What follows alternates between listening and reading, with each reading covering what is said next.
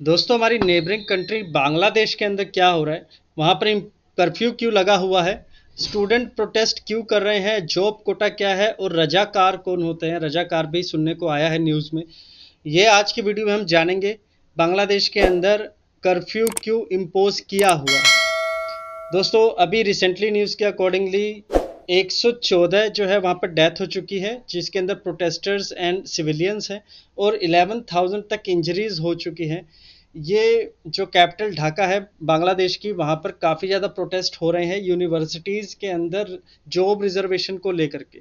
Universities के अंदर जो आपकी रिजर्वेशन है, आपकी एजुकेशन सीट और जॉब को लेकर के, जो वहाँ पर रिजर्वेशन प्रोवाइड किया जाता है, वो 2018 में एक रूलिंग आई थी वहाँ की सुप्रीम कोर्ट की। लेकिन उस रूलिंग को अभी जुलाई के अंदर ही चेंज कर दिया गया है और पुरानी रिजर्वेशन को इम्पोज कर दिया गया है। उसी को लेकर के बांग्लादेश के अंदर प्रोटेस्ट हो रहा है, और यहाँ पर काफ़ी ज़्यादा एजिटेशंस हो रहे हैं, काफ़ी ज़्यादा नुकसान हो रहा है पब्लिक प्रॉपर्टी को एंड पर्सनल प्रॉपर्टी को भी लेकर के।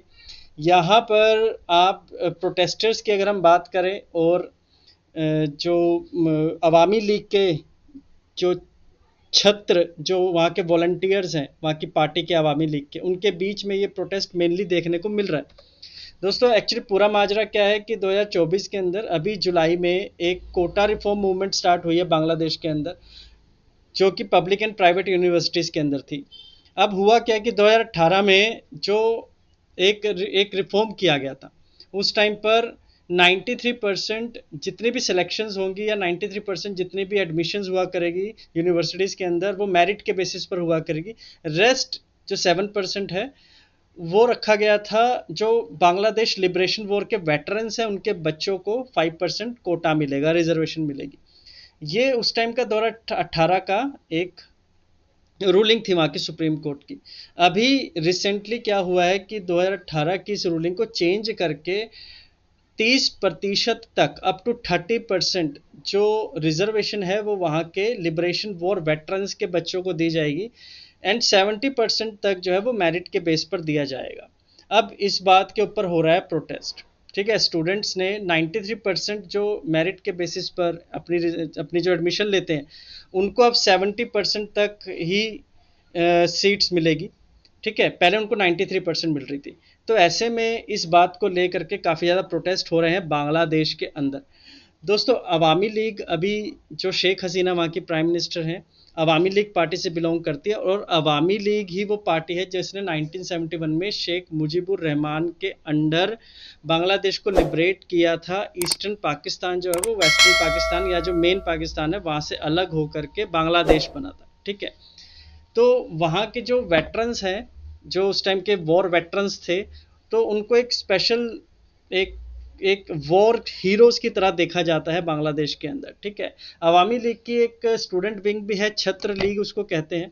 ठीक है, और जो स्टूडेंट प्रोटेस्ट कर रहे हैं, जो 93% कोटा मांग रहे थे, अब वो छत्र लीग के साथ डायरेक्टली जो है वो बैटल के अंदर आ गए हैं। नॉट बैटल, मुझे बैटल वर्ड नहीं बोलना चाहिए, लेकिन वो डायरेक्टली फाइट के अंदर आ गए हैं। ठीक है, अवामी लीग चाहती है कि 93% नहीं, बल्कि 70% तक ही हम लोग जो आम जनता के लिए सीट खोलें, और रेस्ट 30% जो है वो उस टाइम के वॉर वेटरन्स के जो बच्चे हैं, उनको सीट्स मिले यूनिवर्सिटीज़ के अंदर। ठीक है, इस बात के ऊपर हो रहा है सारा प्रोटेस्ट। लेकिन उसकी वजह से इतनी ज़्यादा कैजुअलिटीज़ हो रही है बांग्लादेश के अंदर, जैसे कि 114 जो स्टूडेंट हैं उनकी डेथ हो चुकी है, और 11,000 तक इंजरीज हुई है। और पिछली स्लाइड में आपने देखा कि कितनी प्रॉपर्टीज़ हैं उसको नुकसान हो रहा है, चाहे वो पब्लिक हो चाहे वो प्राइवेट प्रॉपर्टी हो। ठीक है, हाई कोर्ट ने जून 2004 में बोला था कि अप टू 30% तक जो है वो फ्रीडम फाइटर्स के जो डिसेंडेंट है, जो बच्चे हैं, उनको वो कोटा मिला जाएगा। ठीक है, 2018 की जो रूलिंग थी 93%, उसको रिवर्स कर दिया गया है।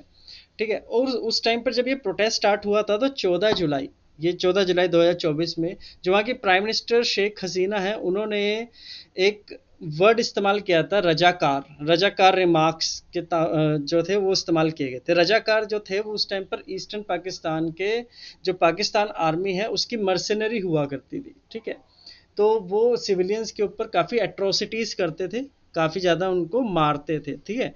तो अभी जो शेख हसीना है उन्होंने रजाकार वर्ड इस्तेमाल किया और उन्होंने बोला कि फिर जॉब अगर हम वॉर वेटरन को नहीं देंगे तो किसको देंगे, रजाकार को देंगे।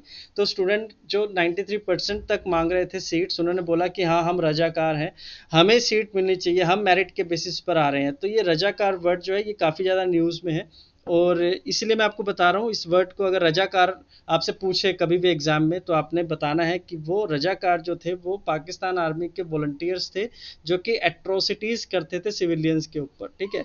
और ये जो रजाकार है, अभी बांग्लादेश के लोग खुद को, जो स्टूडेंट विंग है, जो स्टूडेंट्स हैं वो अपने आप को रजाकार बुला रहे हैं, और रजाकार एक एक जो है वहाँ पर काफ़ी ज़्यादा न्यूज़ में चल रहा है इस टाइम पर, ठीक है जी। काफ़ी ज़्यादा ये जो बांग्लादेश के अंदर प्रोटेस्ट हो रहे हैं, स्टूडेंट प्रोटेस्ट जो हो रहे हैं, उसकी इंटरनेशनल भी काफ़ी क्रिटिसिज्म देखने को मिल रहा है। यहाँ तक कि इंडिया ने भी जो है मोर देन 100 स्टूडेंट्स जो है वो वापस आ गए हैं, बांग्लादेश से इंडिया वापस आ गए हैं। यूएस, यूनाइटेड नेशंस, ये सभी जो है वो जल्दी से जल्दी रिक्वेस्ट कर रहे हैं अवामी लीग को और शेख हसीना के वहाँ के प्राइम मिनिस्टर को और वहाँ की जुडिशरी को कि कोई एक वे आउट निकाला जाए और स्टूडेंट्स के ऊपर जो एट्रोसिटीज़ हो रही है उसको रोका जाए यहाँ पर। तो दोस्तों ये पूरा माजरा है। अब ये तो बांग्लादेश का इंटरनल मैटर है, हाँ, लेकिन वो रजाकार वर्ड को लेकर के मैं आपको बताना चाहता सारी बात। और स्टूडेंट जो प्रोटेस्ट कर रहे हैं वो कर रहे हैं कोटा सिस्टम को लेकर के। तो आशा करता हूँ कि आप करंट अफेयर्स के साथ जुड़े हुए हैं, बहुत अच्छे से जुड़े हुए हैं, और कभी भी अगर आपसे आपके पड़ोसी देश में कुछ भी हो रहा है उसके बारे में कुछ पूछे तो आपको सबसे पहले उनकी नॉलेज होनी चाहिए, क्योंकि ये तो इंडिया की नेबरहुड फर्स्ट पॉलिसी के अंदर भी आता है, ठीक है। तो दोस्तों ये था आज का सेशन, आई होप आप सभी ने एंजॉय किया है। Thank you so much for watching this session, and please do like and subscribe to this channel. आपने जो कमेंट करने हैं वो भी अच्छे अच्छे कमेंट करने हैं। ऐसी ही ढेर सारी वीडियोस मैं आपके लिए लेकर के आता रहूँगा। तब तक के लिए जय हिंद, जय भारत।